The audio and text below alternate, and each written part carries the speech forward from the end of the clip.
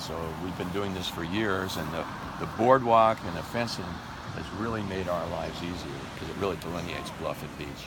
There are some beaches, though, where we aren't around, and people will go down on those beaches, and they're causing, disturbance, and they might be disturbing the animals enough that they don't survive, especially when they go down there during the birthing and mating season when the small pups.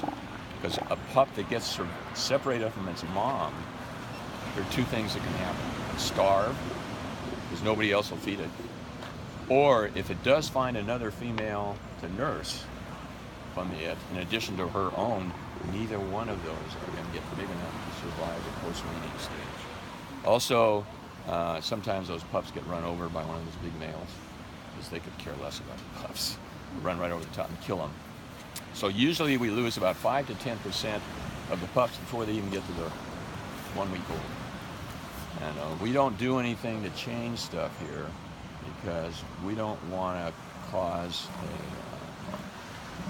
a problem for the animals. If we interfere, then we might be causing those animals to survive that normally would not.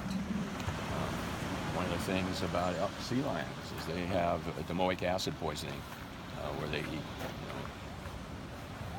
fish that have taken in some red tide, and that domoic acid poisoning will cause them to not survive. And so sometimes I have a problem with marine mammal people of trying to save this animal because they might be perpetuating that problem. Normally those animals do not survive, and they don't, for that reason, do not carry that problem on to the next cycle of animals. But it's sort of hard-hearted to feel that way, but in the other thing, it's just the way things are. By the way, one of the problems we get, or one of the comments we get from commercial fishermen, is they bemoan the fact there are so many seals and sea lions.